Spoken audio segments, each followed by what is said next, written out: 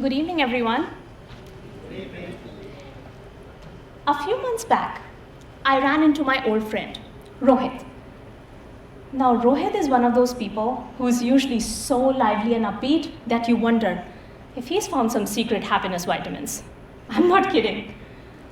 But that day, as he approached me at the traffic light in his brown checkered shirt, something was different. He greeted me with a half-hearted smile and was awfully quiet. We sat down and I started enjoying my warm, freshly baked chocolate cookie, but he was still staring at his coffee cup. So I asked, "What's going on?" He hesitated, but then opened up about his potential divorce, his worries about what's going to happen with his 5-year-old son, his mom's declining health, and to top it all, he received a warning at work that day for being on the edge and creating a stressful work environment for his team. But you know, what weighed most on him was this overwhelming sense of losing control. He confessed, "No matter what I do, I feel like I'm just not good enough." And in that moment, I saw the Rohit I used to know slip further away. He wasn't the happy, vibrant person I once knew. He was stuck in a cycle, burnt out, just going through the motions and disconnected from himself. Think about your own life situations and ask yourself, if you have felt like a juggler sometimes, trying to keep a dozen flaming torches in the air, and someone throws in another one, just for fun. I mean, even my toaster looks exhausted some mornings. Did you ever believe that reaching the next big milestone will finally bring you lasting happiness? Getting that promotion, buying your dream house. I've been there. Are your daily commitments driven by what your parents, kids, boss, society expects from you? Do you find yourself blaming others for your stress, or even relying on others for your joy and fulfillment? And have you ever said to yourself, "I'm just not good enough"? We have been there in some form or another, isn't it? We have spent enough time looking outside for solutions as individuals and as communities. Look at businesses. The ultimate goal for any business is to enhance human well-being and comfort in some way. But clearly something is missing because we are miserably failing. With rising stress, burnout, mental health challenges, and conflicts. Today's workplace is a pressure cooker where we feel something like this, don't we?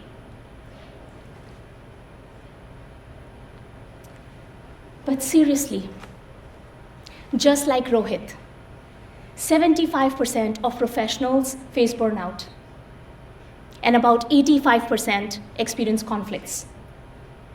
According to Gallup, disengaged employees cost businesses $550 billion annually in lost productivity. Is this sustainable? 80% of employees say they don't leave organizations, they leave managers, which is no surprise. But if you have felt like your manager doesn't really understand what you're going through, have you thought that they might be in the same place, just like you, feeling lost? With 20 years of HR leadership, including my experience at Harvard, multinational corporations, nonprofit, here in US, in India, I have seen this multiple times myself. Executives who seem successful, but they may be struggling inside. They might be missing the tools to tap into their inner resources, and until they do, they may not be able to support you or your colleagues. The truth is, ever since we were born, we have been constantly looking outside for empowerment and to find joy, success, and fulfillment out there. But what if everything we need is already inside us, already within us? Possible? Sheryl Sandberg inspires women to lean in, to assert themselves in the workplaces and how they show up externally. While this approach is undeniably important, let's take it a step further. I propose that to truly thrive, we first need to lean within. So whether you're a leader, a team member, or navigating your personal life, each of you can lean within for real transformative solutions to find genuine empowerment and lasting joy. Just the other day, I was rushing to leave my house with my 11-year-old for her soccer practice. All those parents out there, you know the craziness I'm going through, right? Already 10 minutes late, she cannot find her cleats, butter popcorn's popping, and I'm frantically looking for something. And she goes, "Mom, let's go." And I'm like, I can't find my phone. It was right here. And she says, "Mom, you're talking on the phone." That's our life, right? I know. There was a time, by the way, when my mom used to have her reading glasses on top of her head while searching for it everywhere, and we used to make so much fun of her. Circle of life. But you see, we keep looking for things out there, finding solutions in the wrong places when what we need is already right with us. This isn't about quick external fixes. It's about a fundamental shift to lead from within. And if we don't make this shift, future generations may inherit the same cycle, patterns of external chasing and internal emptiness.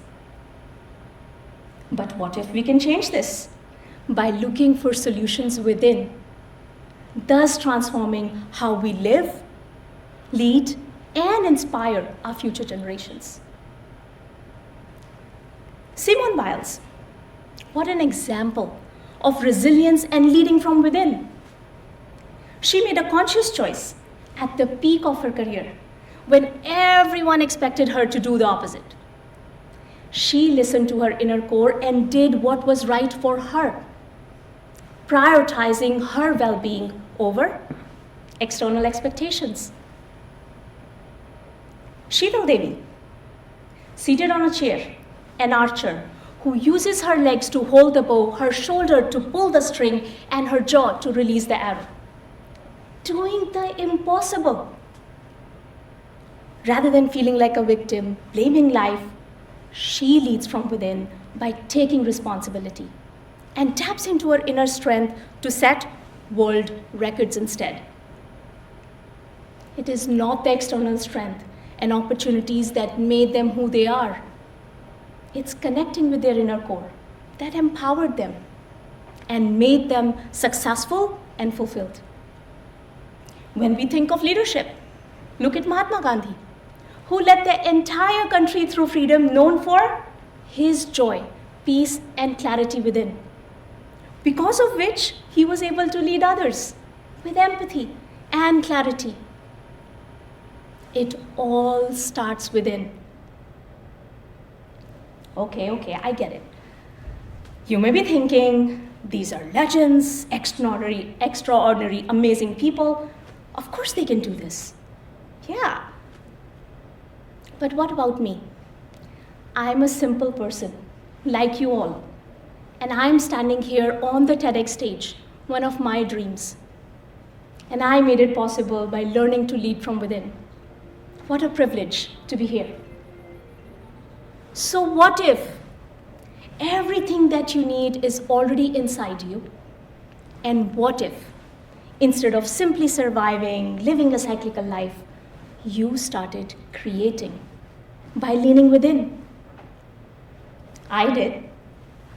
By the way, Rohit did, who is happily married, working at a different organization now, making positive impact, and most importantly, spending his time on what truly matters to him. And you can too. Let's look now at a 3-step framework that will help you to begin this journey to lead from within. Think of an ATM.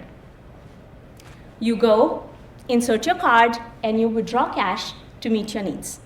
Yes? Now imagine you have a personal internal ATM, one that holds something even more valuable, your inner treasure of true empowerment and lasting fulfillment. Just like you go to an external ATM to cash out, your internal ATM is what you use to make internal withdrawals, to access the unlimited resources that already exist within you, thus helping you to lead from within. A.T.M, our 3-step framework. Let's go to the first step of A.T.M, A. Arrive in the present moment. In today's world, we love fads and trends, don't we? Keto diet, cauliflower pizza crust. It's like someone said, let's take pizza, everyone's comfort food, and make it out of the one vegetable no one asked for. Talk about buzzwords. Autopilot is the most in word. But just following trends, using the buzzwords, is not going to change anything. We need to understand what autopilot really means. So, when you are in the autopilot, all your attention is either in the past or the future, which creates these energy leaks due to this mental time travel, while the present, where the real life is unfolding, the only real time, you're not there. And hence your brain takes over, and for your basic survival, it goes in autopilot. Hence the same patterns, same reactions, and you're stuck in a cycle. But now, when you arrive in the present moment, when you're there, you're able to take back the charge, and with attention, you break the cycle and you slowly start moving forward, thus creating your future consciously. The next question possibly you're thinking is, how do I arrive in the present moment? One simple thing you can do every day is ask yourself often, am I present? And as Deepak Chopra says, in that moment, you'll be present. You can try it right now. Everyone, silently ask yourself, am I present?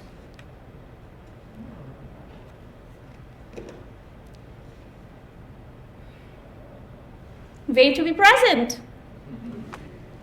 Let's now go to the second step of A.T.M. T. Take responsibility and know what truly matters to you. The most disempowering thing we do is to assign blame. Stop giving others so much control over how you feel within. One of my biggest lessons in my journey was that my inner joy or misery is my making, and thus my responsibility. Rather than focusing on what someone said or did 2 weeks ago, take responsibility and focus on what you can do about it and what truly matters to you. Simon Sinek talks about the importance of knowing your why in leadership. But if you're driven by the wrong why, don't you think you'll feel drained and unhappy? Yes? Taking responsibility and knowing what truly matters to you is essential for fulfillment. And now let's come to the third and the final step of A.T.M, M. Make a conscious choice. Do you find it easier to shop at bulk stores? Yes, no? Yeah, I do. It's because I'm not picking between 10 different types of butter there. I just grab the one they have got. That's their genius, removing decision fatigue. Except when you realize that you have accidentally bought a 5-year supply of peanut butter. But hey, at least that's one less decision to worry about. So recognize, every moment, you have the power to make a choice. It's about taking actions by making conscious choices. I used to struggle with overthinking and sometimes getting caught in negative self-talk. And that's when I used tools like Mel Robbins' 5-second rule. So you count 5, 4, 3, 2, 1, and you act before your brain can talk you out of it. Sometimes we need tools like that because knowing what's good for you and actually doing it are two different things, isn't it? Make a conscious choice to bridge this knowledge-action gap. So here you go. By using your personal ATM, just like I did, Rohit did, you can start to lead from within when you arrive in the present moment. Take responsibility to know what truly matters to you and make a conscious choice. Right now, you have the power to not only change your own life, but to be a ripple of change for your family, your workplace, and the world. Imagine the transformation that could occur if businesses and global leaders embrace this lead from within approach, learning to lean within, with inner joy and clarity, rather than stress, burnout, and conflicts. It could empower them to make better decisions, shape healthier work cultures, thus enhance productivity and retention, and even create sustainable policies for tomorrow's educational frameworks, thus transforming how we live, lead, and inspire our future generations. By choosing to lead from within, we could pave the way for our children to learn habits of fulfillment, not survival. So think again. What if the answers you've been searching for are not out there, but within? Today, I invite you to lean within and make that internal withdrawal. The answers are inside you. The future is in your hands, and the moment is right now. It is my hope and wish that each of you explore this journey to lead from within, because, my friends, you deserve better, and those around you deserve better. Thank you so much.